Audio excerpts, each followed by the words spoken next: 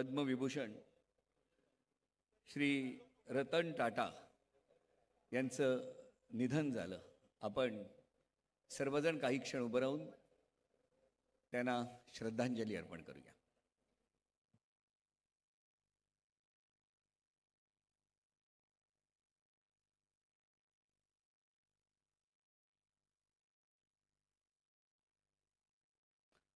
ओम शांती शांती शांती।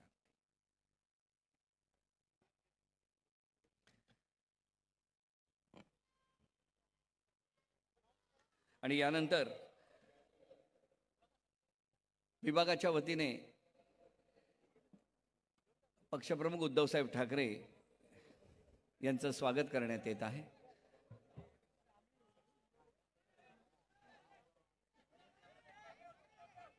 खासदार अनिल देसाई, विभाग प्रमुख महेश सावंत, श्रद्धाताई जाधव या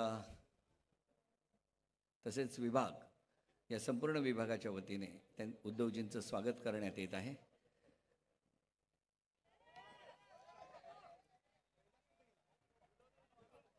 आणि त्याचबरोबर तुळजापूरवरून आई भवानीची मशाल आलेली आहे। आई भवानीची मशाल खासदार ओमराजे आणि कैलाश पाटील आमदार घेऊन आलेले आहेत। पक्षप्रमुख उद्धवसाहेब ठाकरे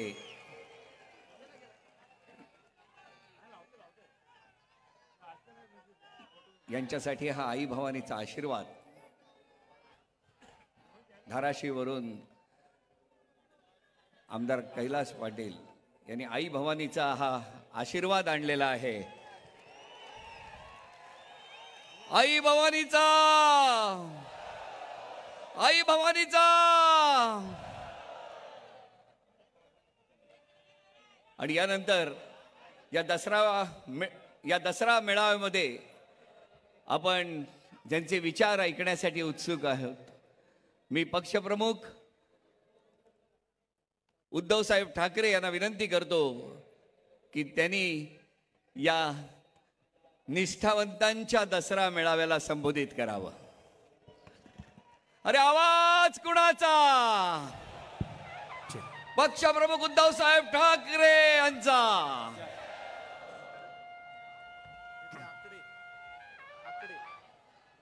बातम्या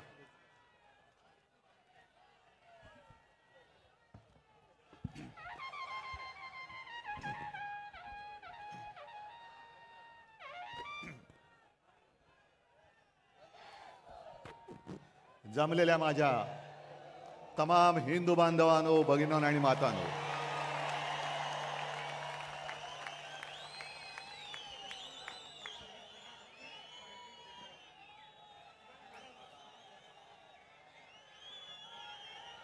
सर्वप्रथम आपल्याला सर्वांना दसऱ्याच्या शुभेच्छा देतोय। आज शस्त्रपूजन आणि सरस्वती पूजन करत असतो आपण।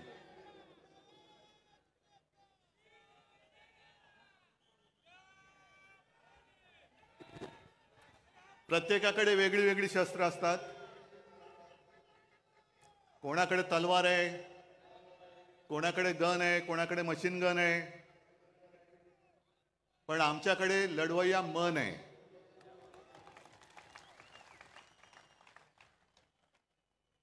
आणि गेल्या अनेक वर्षाच्या परंपरेप्रमाणे आज ठाकरे कुटुंबियांनी सुद्धा जी शस्त्रपूजा केली, त्या पूजेमध्ये बाकी शस्त्र तर आहेत, पण विशेष म्हणजे शिवसेना प्रमुखांचा कुंचला, ज्यांनी फटकारे मारले आणि आपल्या मनगटामध्ये एक चेतना पेटवली, तेच आपलं शस्त्र, त्याची पहिली पूजा केली। आणि नंतर मी आता तुमच्या सगळ्यांची पूजा करतोय, कारण तुम्ही सुद्धा माझी शस्त्र आहात। ही लढाई काही साधी सोपी नाहीये। एका बाजूला सगळे बलाढ्य अब्दाली सारखी माणसं, केंद्राची सत्ता, शासकीय यंत्रणा, म्हणजे तेव्हा जशा स्वाऱ्या यायच्या आणि गावाच्या गावं नेस्तनाबूत करायची, तसं यांनी सुद्धा एक मनसुबा आखला की आता उद्धव ठाकरे आणि शिवसेनेला नेस्तनाबूत करा. पण त्यांना कल्पना नाही की ही नुसती शिवसेना नाहीये, तर ही वागणूक आहे जी मला बाळासाहेबांनी दिलेली आहे. तुमचं कौतुक कसं करायचं, तुमचे ऋण कसे फेडायचे, या जन्मात तर मी फेडू शकणार नाही. तुमच्या सगळ्यांचं पाठबळ जर माझ्यासोबत राहिलं नाही किंवा नसतं, तर मी आज उभाच राहू शकलो नसतो. सगळं काही ओरबाडून घेतल्यानंतर सुद्धा तुम्ही आणि तुम्हीच आई जगदंबेसारखे माझ्या सोबत उभे राहिलात. त्याच्यामुळे मला या दिल्लीकरांची पर्वा नाहीये, तुमच्या म्हणजे त्यांच्या. एवढ्यात किती पिढ्या यायच्या तेवढे एवढ्यात इथे गाडून त्यांच्या उरावरती मी भगवा फडकून दाखवेन.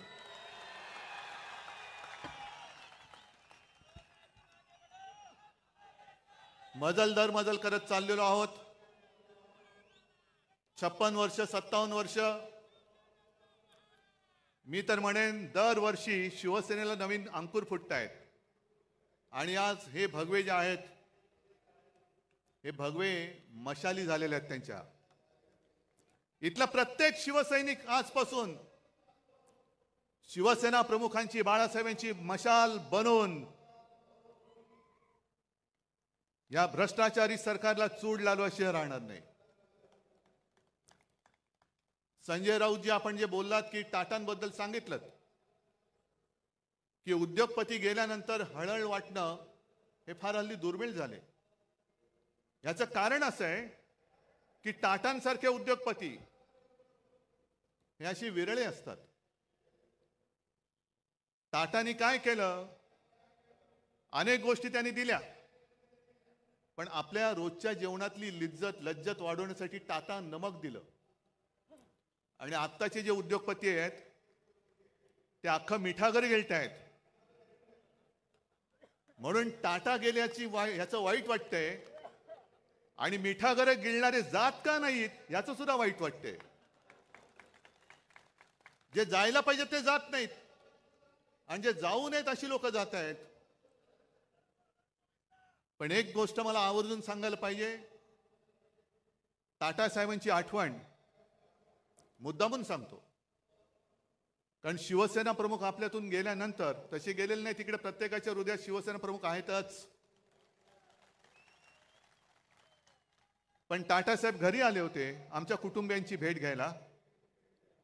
बराच वेळ बसले, गप्पा मारल्या, आणि निघताना मला सांगितलं की उद्धव, एक लक्षात ठेव, तुला आणि मला खूप मोठी परंपरा आणि वारसा लाभलेला आहे. तुला जसा शिवसेना प्रमुखांचा वारसा लाभलाय तसा मला JRD टाटांचा लाभलेला आहे. आणि JRD नंतर जेव्हा मी काम सांभाळायला सुरुवात केली, त्याने माझ्यावरती हा संपूर्ण कारभार सोपवला. मी कामकाजाला सुरुवात केल्यानंतर बरेच दिवस असं व्हायचं की कोणताही निर्णय घेताना माझ्या मनात यायचं की आज JRD असते तर काय केलं असतं, आणि म्हणजे मी निर्णयच घेऊ शकत नव्हतो. आणि अचानक माझ्या लक्षात आलं की अनेक वर्ष JRDने मला काम करताना बघितलंय, माझी शैली बघितली, माझी पद्धत बघितली, आणि त्यांचा जेव्हा पूर्ण विश्वास माझ्यावरती बसला की माझा वारसा हा रतनच पुढे घेऊन जाऊ शकेल, तेव्हा त्यांनी माझ्या खांद्यावरती धुरा ठेवली. आणि तसंच तुझं आहे. जशी माझी निवड JRDने केली तशी तुझी निवड शिवसेना प्रमुखांनी केलेली आहे. शिवसेना प्रमुखांनी तुला बघितलेलं आहे, कठीण काळात तू काय करतोस, कसा लढतोस, तुझे निर्णय तू कसे घेतोस, हे बघितल्यानंतर जेव्हा त्यांना खात्री पटली की हा माझा वारसा पुढे समर्थपणाने घेऊन जाऊ शकेल, तेव्हाच त्यांनी तुझी निवड केलेली आहे. म्हणून तुला जे ज्या वेळेला योग्य वाटेल तेच तू कर, हेच शिवसेना प्रमुखांना अभिप्रेत आहे, आणि तेच मी करतोय. मी कुठेही बाळासाहेबांचा विचार सोडलेला नाही. भाजपला लाथ घातली याचं कारण त्यांचं हिंदुत्व आहे, गोमूत्रधारी बुरसटलेले हिंदुत्व आहे, म्हणून मी त्यांना लाथ घातली. आणि आज या परत लोकशाहीच्या युद्धाला सुरू करताना मी तुम्हाला जाहीर प्रश्न विचारतो, मी घेतलेला निर्णय योग्य आहे का अयोग्य आहे? जे मी त्यांच्याशी लढतोय हे बरोबर आहे का चूक आहे? बरोबर आहे ना? मग जा त्या मिंद्यांना सांगा की तुझा विचार हा बाळासाहेबांचा विचार नाही. आज त्यांनी जी काय एक जाहिरात केलेली आहे, हिंदुत्व आमचा श्वास, मराठी आमचा प्राण, पण पुढच्या 2 ओळी राहिल्या, हिंदुत्व आमचा श्वास, मराठी आमचा प्राण, अदानी आमची जान आणि आम्ही शेठजींचे श्वान.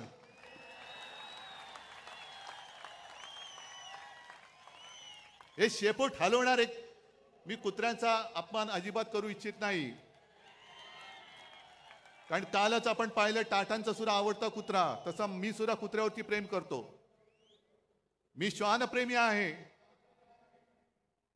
अर्थात समोर तेजस बसलाय, तो म्हणेल बाबा हे काय बोलतोय, पण मी लांडगा प्रेमी नाहीये. लांडग्यावरती प्रेम करणारं एवढं औदार्य माझं नाहीये. हे लांडगेत वाघाचं कातड पांघरण्याचा प्रयत्न करतायत. काय काय उघडं पडते त्यांना माहिती नाहीये, पण चाललंय आपलं. एक लक्षात घ्या की आजची ही लढाई आपण लढायला जातो आहोत. हे महाभारत आहे. जसं कौरव माजले होते आणि अधर्माच्या बाजूने उभे राहिले होते, 100 होते, पांडव 5 होते. शकुनी मामा कोण आहे तुम्हाला माहितीये?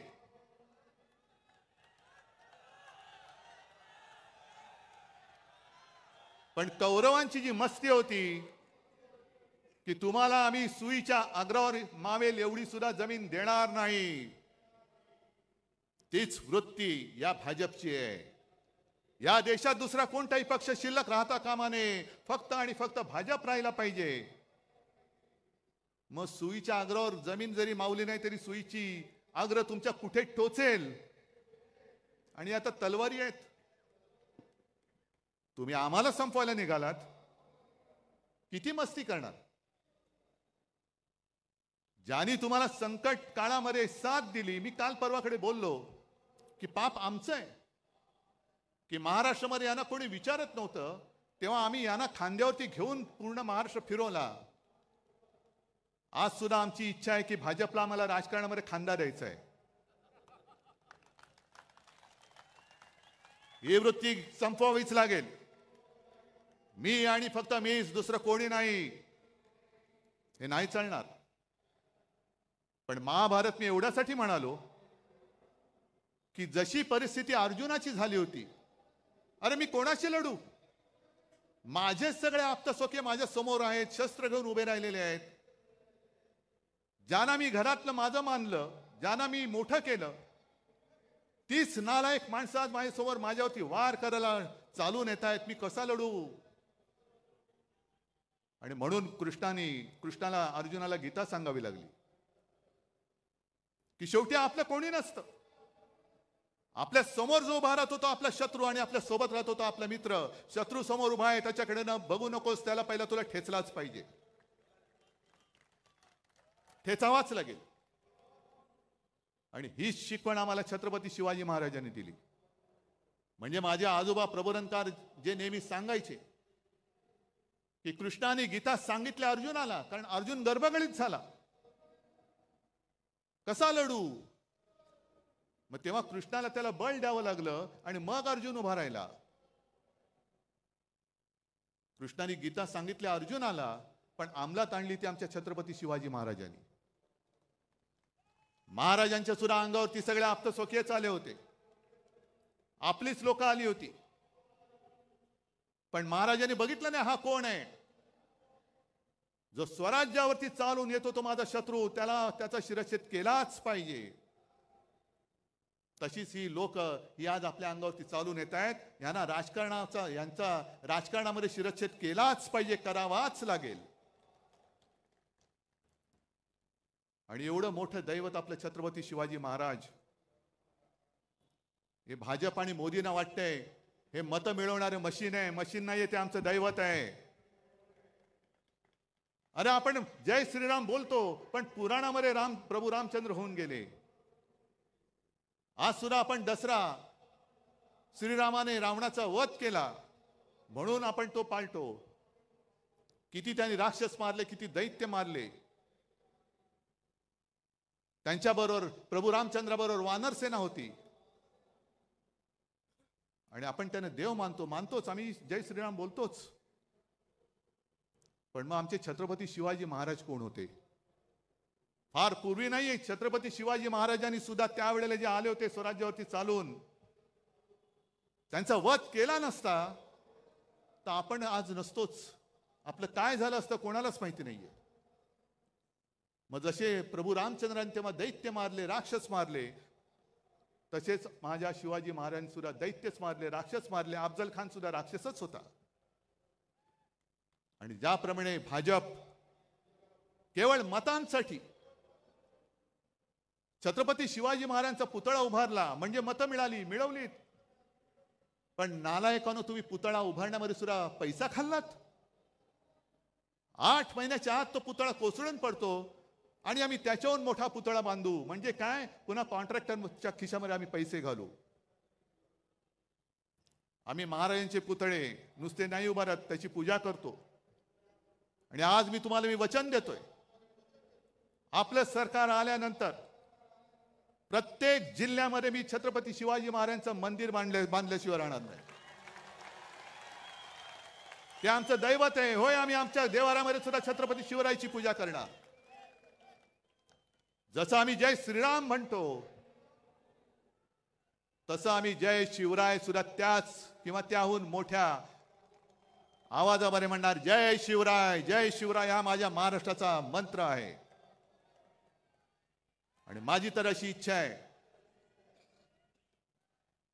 छत्रपती शिवाजी महाराजांनी संपूर्ण देशात पहिला प्रथम आरमार उभं केलं म्हणून मग ते आयने शिवाजी वगैरे सगळं ते आलं.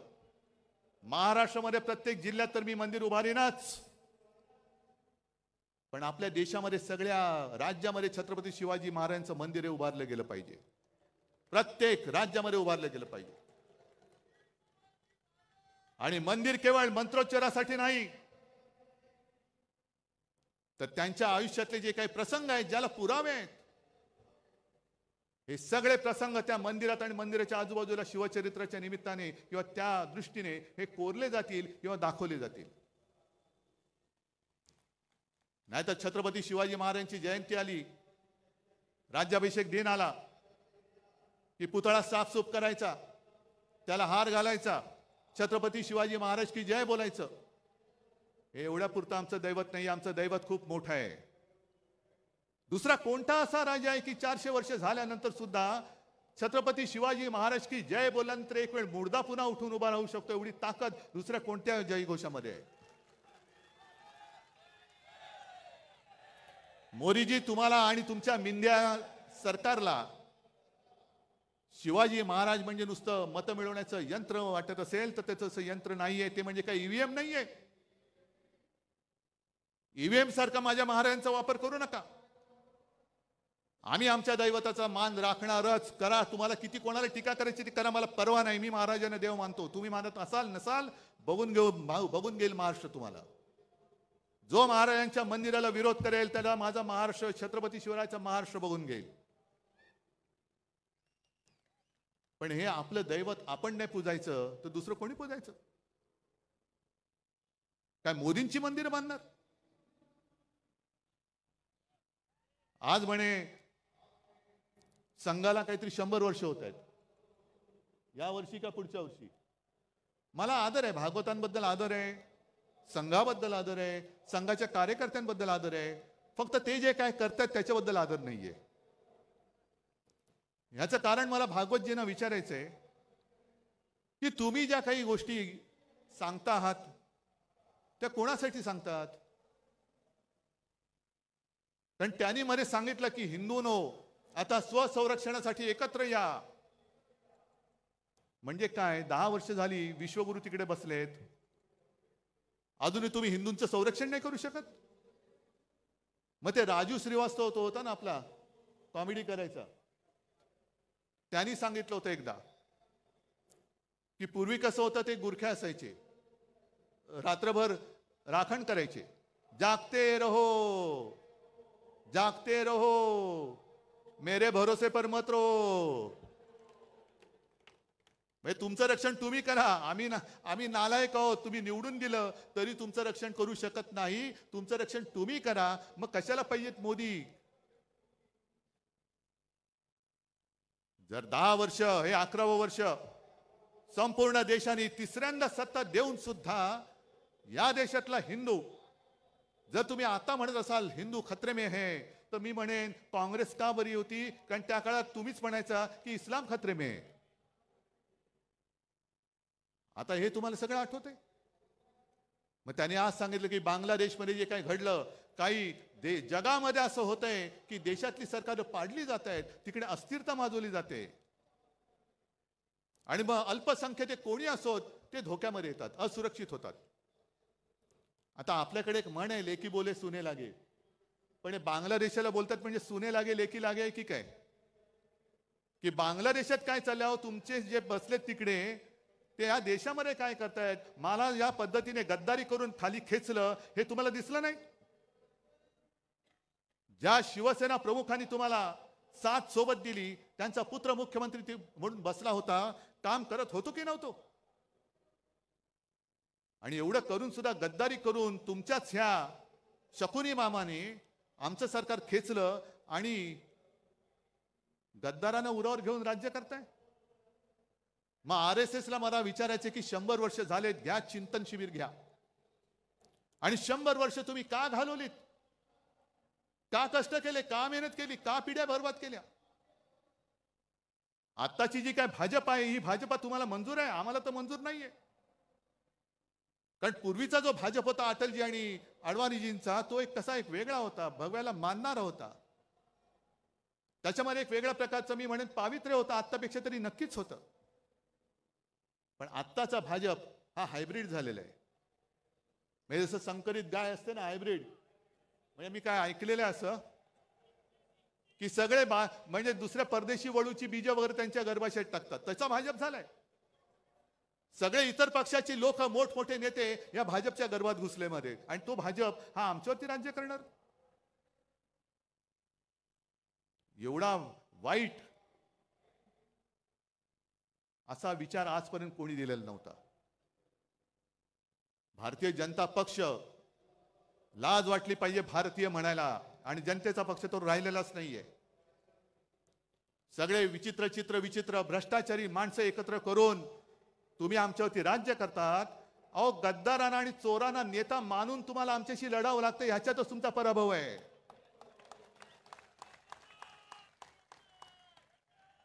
चोरांना डोक्यावर बसवत आहे, गद्दारांना डोक्यावर बसवत आहे, आणि किती खाताय, किती भ्रष्टाचार करताय.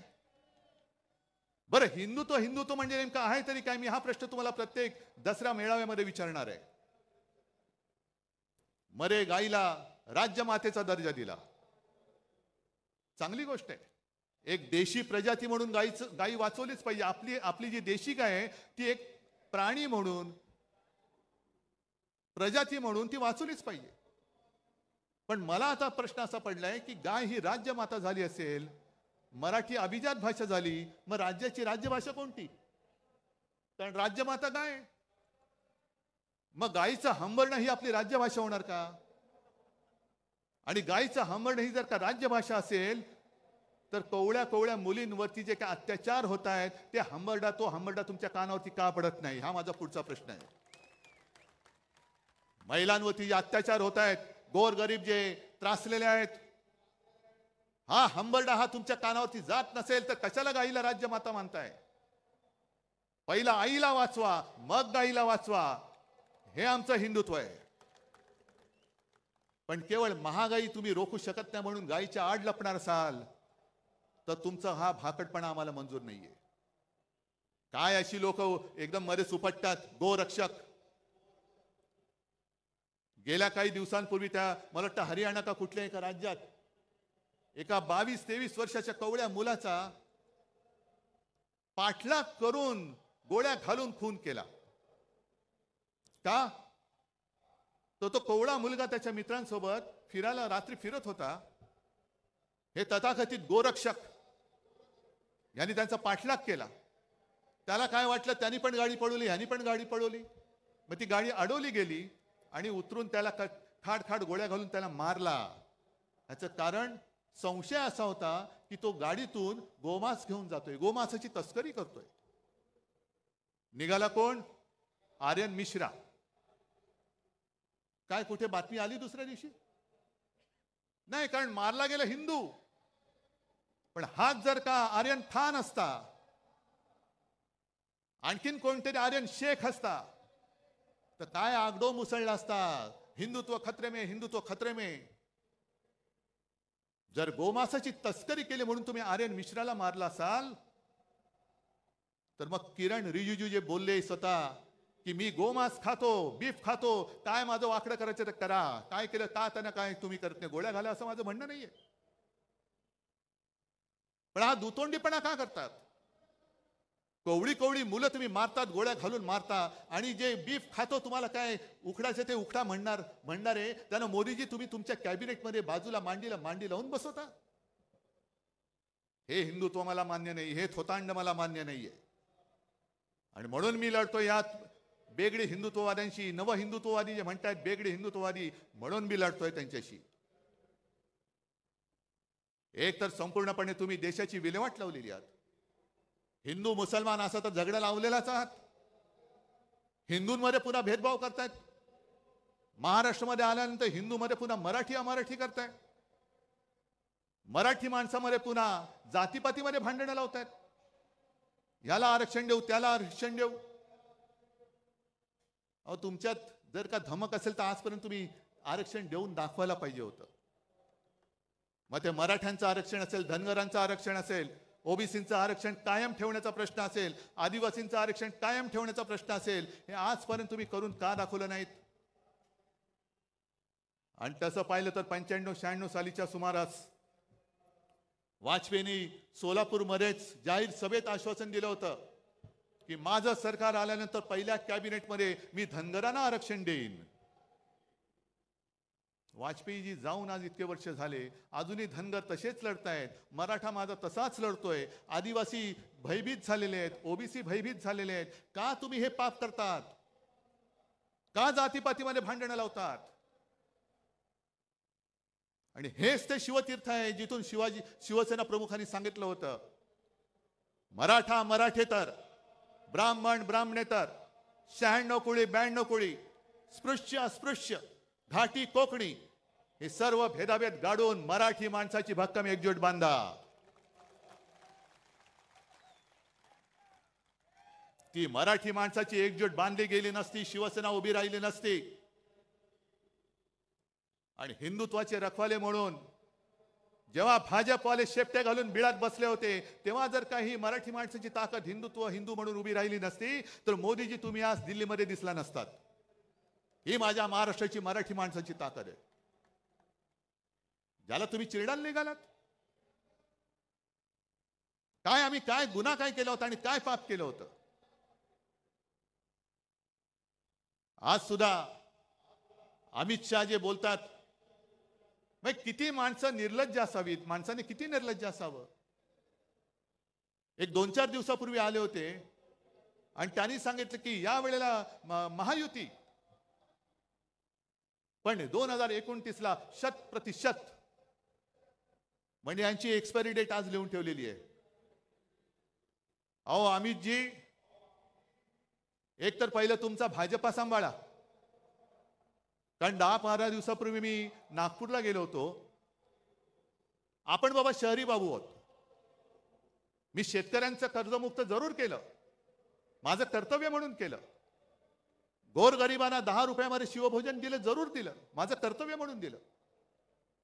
कोरोनामध्ये सुद्धा मी काम जे केलं तुमच्या सगळ्यांच्या आशीर्वादाने, माझं कर्तव्य म्हणून केलं.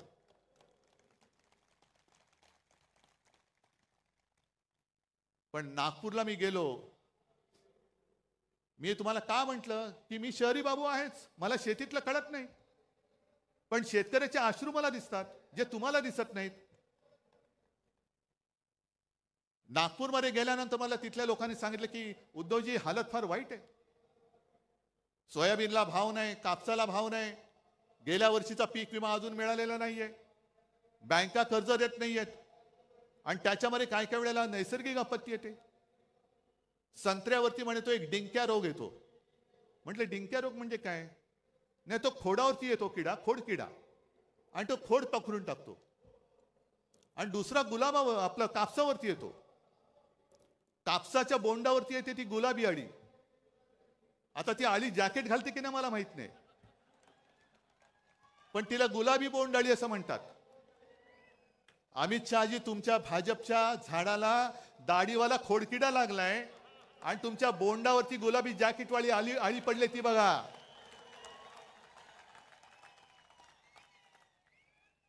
ते बघा, तुमच्या डोळ्यात देखत आम्हाला वाईट वाटतंय.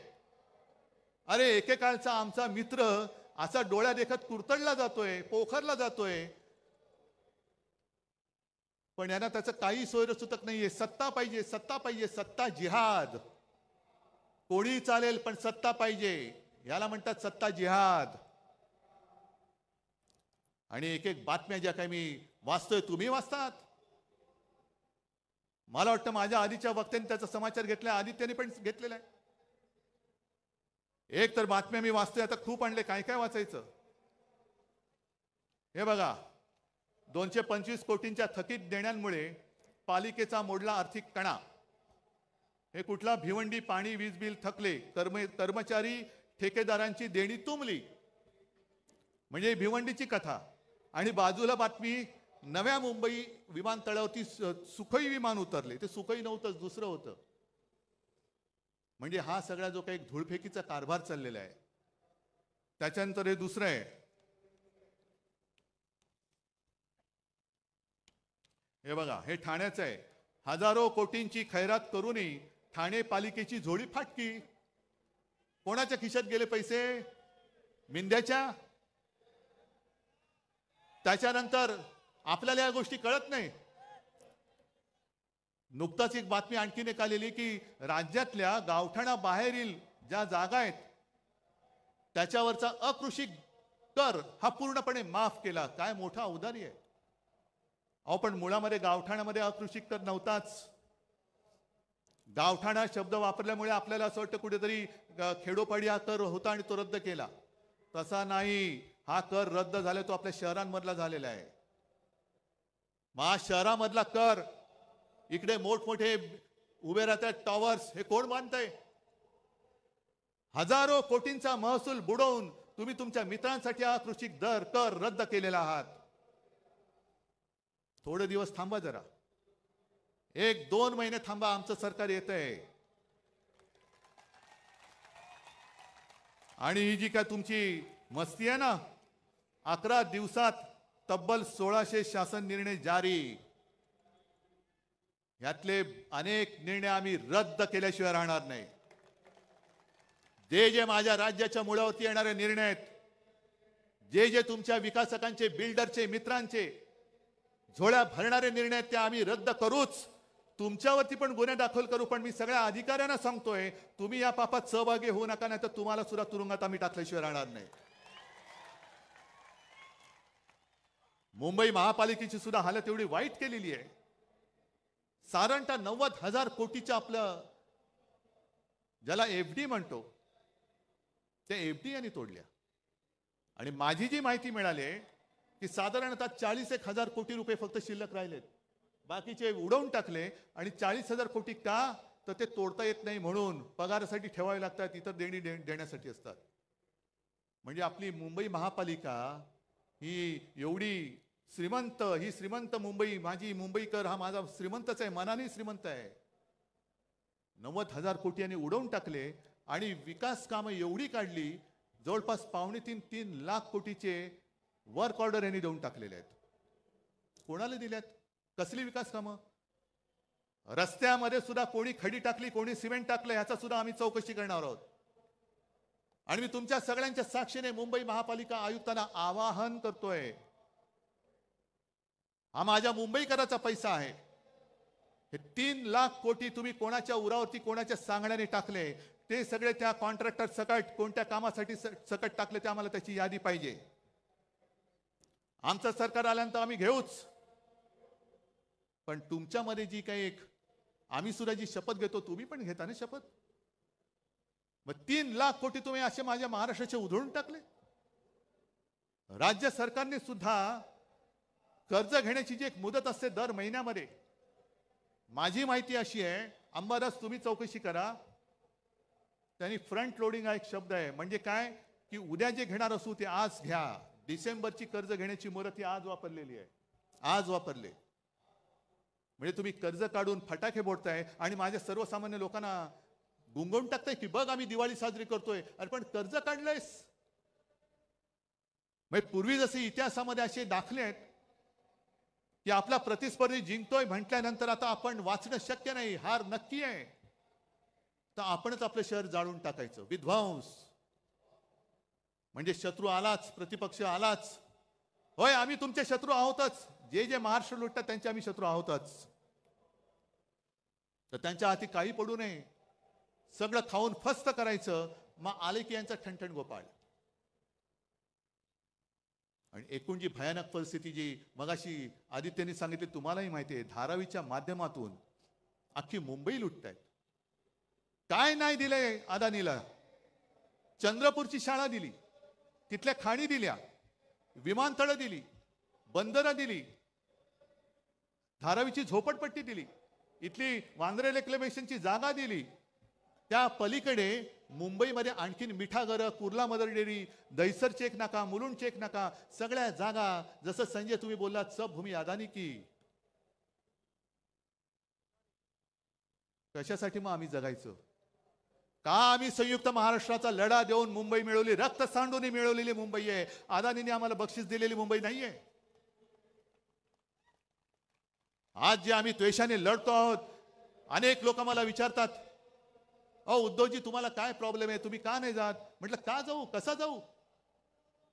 अरे ज्या घराण्यामध्ये माझ्या आजोबांनी संयुक्त महाराष्ट्रासाठी लढा दिला, त्यावेळी ते पहिल्या पाचामधले नेते होते, माझ्या वडिलांनी दिला, माझ्या काकांनी दिला, त्या घराण्यातला मुलगा मुंबई माझ्या डोळ्यात विकली जात असताना शेपूट घालून किंवा पैसे घेऊन मी गप्प बसू शकतो? म्हणून मी लढतोय. माझ्यासाठी मी नाही लढत, मी मुंबईसाठी लढतोय, मी महाराष्ट्रासाठी लढतोय. जे दिसतंय ते पाहवत नाहीये आणि सगळेच त्यांना सामील होणार असतील तरी देखील मी लढेन. जोपर्यंत तुम्ही माझ्या सोबत आहात तोपर्यंत मी लढेन. आणि मोदीजी तुम्ही जे बोलला होतात लोकसभेच्या वेळेला, जे फेक नॅरेटिव्ह सांगत होतात,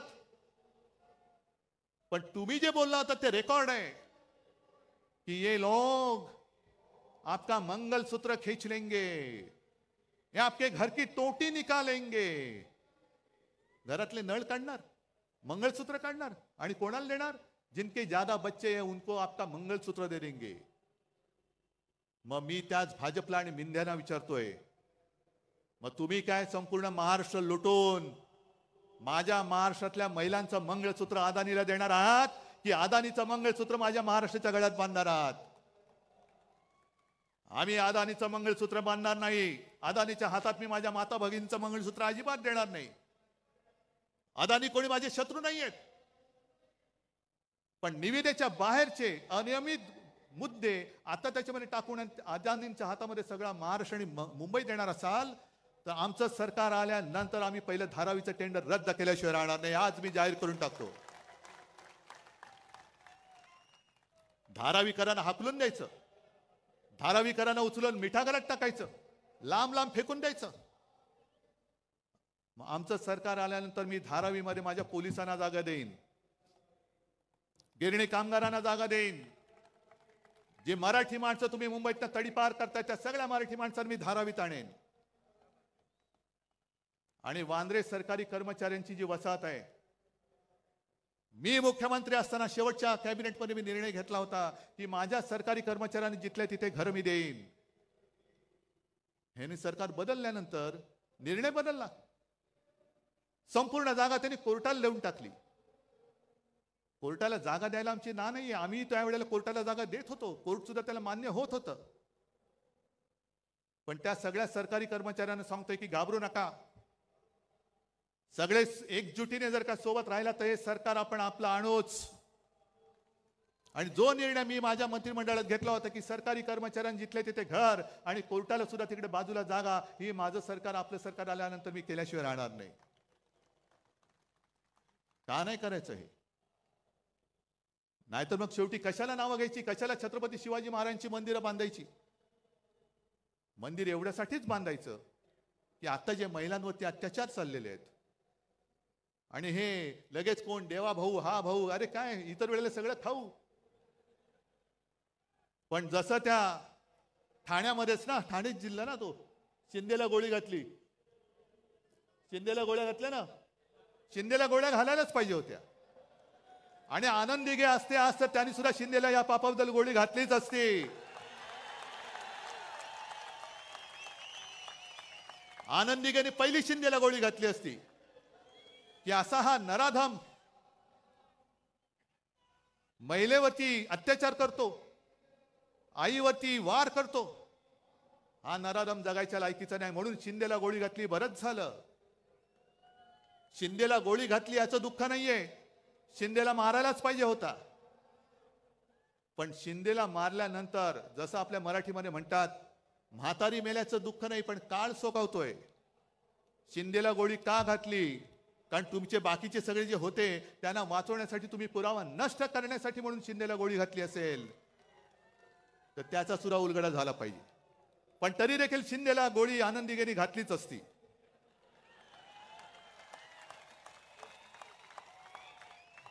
असे हे महिलांवरती अत्याचार करणारे शिंदे जगायच्या लायकीचेच नाहीयेत. आणि एकूण सगळा जर का आपण आढावा घेतला, रोज उठून बघतोय माझा महाराष्ट्र लुटला जातोय, लुटला जातोय, लुटला जातोय. काय त्यावेळेला निर्मला सीतारामन बाई बोलल्या होती की देश में अब 4 जाती है, एक गरीब, युवक, महिला आणि काय शेतकरी, आणखीन काय, कोणासाठी तुम्ही काम केले ते पहिले सांगा. आज संपूर्ण राज्याची तिजोरी खाली केली, महापालिकेची तिजोरी खाली केली, पण एक तरी माणूस मला दाखवा तुमच्या मित्रांखेरीज की जो समाधानी आहे. आज तुम्ही समाधानी? आणि म्हणून ही निवडणूक केवळ उद्धव ठाकरेची नाहीये. जे चंद्रचूड बोलले की मला निवृत्तीनंतर इतिहासात माझी काय म्हणून दखल घेतली जाईल, चंद्रचूड साहेब अजूनही वेळ गेलेली नाही. जर तुम्हाला इतिहासामध्ये तुमचं नाव अभिमानाने घ्यावं असं वाटत असेल तर आज ती वेळ आहे. लोकशाही वाचवा, लोकशाही वाचवा, लोकशाही वाचवा. तारखा मागून तारीख आणि बाहेर भाषण देऊ नका. निर्णय घ्या, निर्णय घ्या. भाषणाने निर्णय मिळत नसतो. जे तुम्ही बाहेर बोलताय तेच तुम्ही आतमध्ये द्या. तोच निर्णय आम्हाला पाहिजे. कारण संपूर्ण देशातली लोकशाही तुमच्याकडे बघते, न्याय देवता तुमच्याकडे बघते की तुम्ही गणपती पूजनाला मोदींना बोलवलं, ठीक आहे, गणपतीची पूजा जरूर करा, पण जेव्हा न्याय देवता म्हणेल माझ्या मंदिरात तुम्ही येता तेव्हा तुम्ही माझ्या न्याय देवतेला अभिमान वाटेल असं जे काय आहात ते करताय की नाही. झाले नाही तर आता या 21 तारखेला का 8 नोव्हेंबरला ते रिटायर होणार.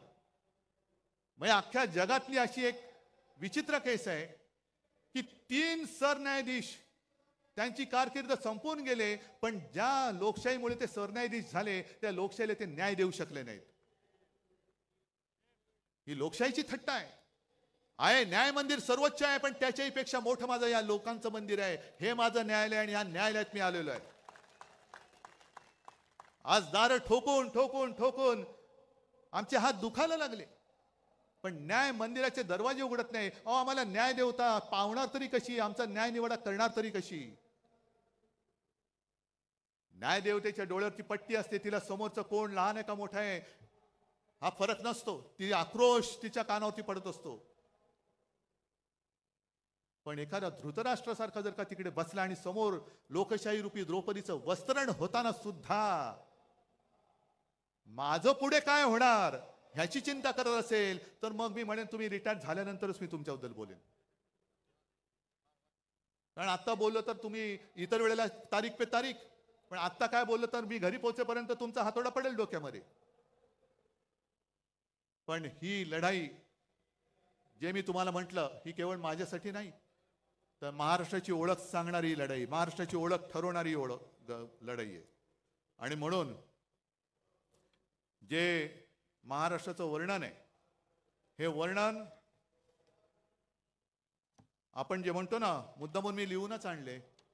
मंगल देशा पवित्र देशा, राकट देशा कणखर देशा, दगडांच्या देशा नाजूक देशा, कोमल देशा फुलांच्याही देशा, अंजन कांचन करवंदीच्या काटेरी देशा, बकुल फुलांच्या प्राजक्तीच्या दळदारी देशा, ह्या दरिद्रांच्या देशा नाही, या दळभद्रांच्या देशा नाही, दळदारीच्या देशा, भावभक्तीच्या देशा आणि बुद्धीच्या देशा, शाहिरांच्या देशा, करत्या मर्दांच्या देशा. हे वर्णन आपल्याला कायम ठेवायचं आहे की गद्दारांच्या, लाचारांच्या, भ्रष्टाचारांच्या देशा असं करायचंय. भ्रष्टाचार एवढा प्रचंड झालेला आहे की मध्ये मी ऐकलं की 70,000 कोटीचा भ्रष्टाचार करणारे सुद्धा लाजून बाहेर पडतायत. त्यांना सुद्धा लाज वाटायला लागली की अरे हे एवढे मोठे आहेत, माझा 70,000 कोटीचा घोटाळा काहीच नाही, यांच्यातनं बाहेर पडलेलं बरं, अशी बातमी आहे. पण हे सगळं त्यांना लख लाभो हे आपण नाही सहन करून चालणार. जीवात जीव असेपर्यंत मी माझा महाराष्ट्र लुटायला देणार नाही. शेवटचा श्वास असेपर्यंत मी माझा महाराष्ट्र मोदी शहांचा होऊ देणार नाही. हा शाहू फुले आंबेडकरांचा महाराष्ट्र मी मोदी शाह अदानींचा महाराष्ट्र होऊ देणार नाही. हा शाहू फुले आंबेडकरांचा आणि छत्रपती शिवाजी महाराजांचा महाराष्ट्र आहे, तो मोदी शहांच्या हातात मी जाऊ देणार नाही. आणि म्हणून मी एक सहज आठवण म्हणून याच व्यासपीठावरती एक शपथ घेतली होती. आहे का रे?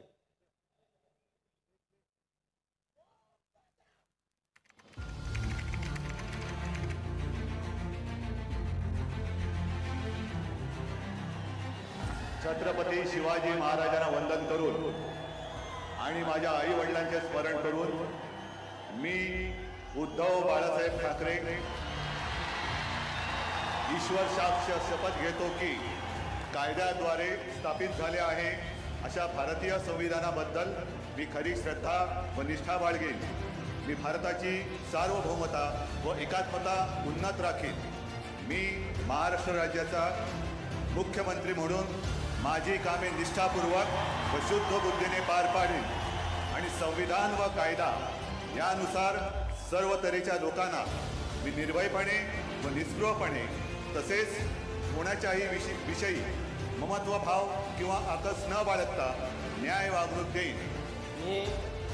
मी उद्धव बाळासाहेब ठाकरे ईश्वर साक्ष शपथ घेतो की महाराष्ट्र राज्याचा मुख्यमंत्री म्हणून माझ्या विचारार्थ आणली जाईल किंवा मला ज्ञात होईल अशी कोणतीही बाब असा मुख्यमंत्री म्हणून माझी कामे यथायोग्य पार पाडण्यासाठी आवश्यक असेल ते खेरीज करून एरवी मी कोणत्याही व्यक्तीला किंवा व्यक्तींना प्रत्यक्षपणे व अप्रत्यक्षपणे कळवणार नाही किंवा त्यांच्याकडे उघड करणार नाही.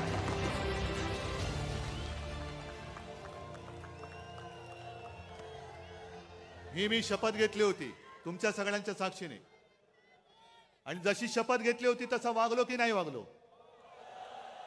आज तर माझ्याकडे काही नाहीये, पक्ष नाही, चिन्ह नाही, अगदी निर्लज्जपणाने वडील सुद्धा चोरलेत कारण स्वतःमध्ये धमक नाही. पण आज काही नसताना तुम्हाला सोबत घेऊन मी शपथ घेतोय, तुम्ही सुद्धा माझ्यावर शपथ घ्या. आहे तयारी? ठीक आहे, मग घ्या शपथ. मी एक स्वाभिमानी महाराष्ट्र प्रेमी म्हणून शपथ घेतो की 106 हुतात्म्यांच्या बलिदानातून मिळालेला महाराष्ट्र मी लुटारू आणि दरोडेखोरांच्या हाती जाऊ देणार नाही. मी शपथ घेतो की छत्रपती शिवराय व हिंदू हृदय सम्राट शिवसेना प्रमुख बाळासाहेब ठाकरे यांनी मराठी माणसांची भक्कम एकजूट उभी केली ती मी अभेद्य ठेवेन. मी शपथ घेतो की महाराष्ट्रात अंधकार घडवणाऱ्या दिल्लीतील शाह्यांना रोखण्यासाठी मी हिंदू हृदय सम्राट शिवसेना प्रमुख बाळासाहेब ठाकरे यांची मशाल बनून लढत राहीन. मी शपथ घेतो की हिंदू हृदय सम्राट शिवसेना प्रमुख बाळासाहेब ठाकरे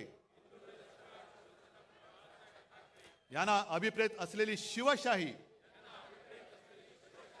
महाराष्ट्रात आणण्यासाठी मी हीच मशाल धगधगत ठेवेन. जय हिंद, जय महाराष्ट्र.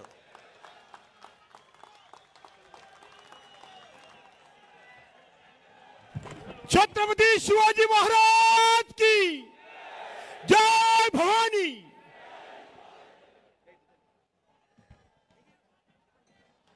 आणि यानंतर परंपरेनुसार शिवतीर्थावर रावणाचं दहन होणार आहे. सर्वांना विनंती आहे आपण मागच्या बाजूला बघून उभं राहावं.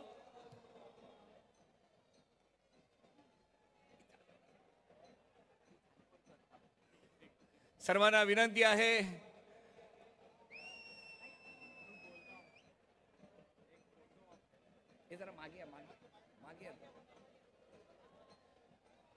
रावणाचं दहन परंपरेनुसार रावण दहन या शिवतीर्थावर पार पडत आहे.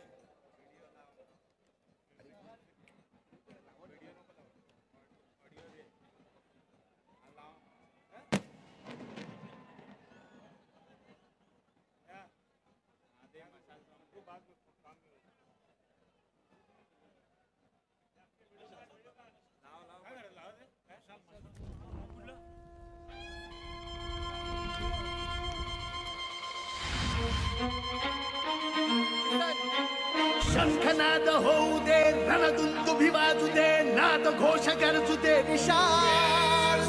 दुष्ट शक्ती जाळण्या, मार्ग स्पष्ट दावण्या, पेटू दे शिवसेनेची मशाल.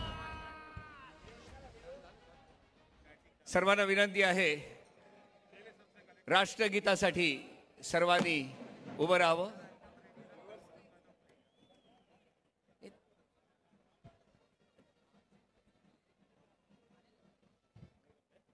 राष्ट्रगीत. जनगण मन अधिनायक जय हे भारत भाग्य विधाता. पंजाब सिंध गुजरात मराठा द्राविड उत्कल बंगा. विंध्य हिमाचल यमुना गंगा उच्चल जलधि तरंगा. तव शुभ नामे जागे, तव शुभ आशीष मागे. गाहे तव जय गाथा. जनगण मंगलदायक जय हे भारत भाग्य विधाता. जय हे, जय हे, जय हे, जय जय जय जय हे. भारत माता की. यानंतर सिनेटचे सर्व सदस्य पक्षप्रमुख उद्धवसाहेब ठाकरे यांना मुंबई विद्यापीठाची प्रतिकृती भेट म्हणून देत आहेत. विजयी उमेदवार सर्व सिनेट सदस्य मुंबई विद्यापीठाचे.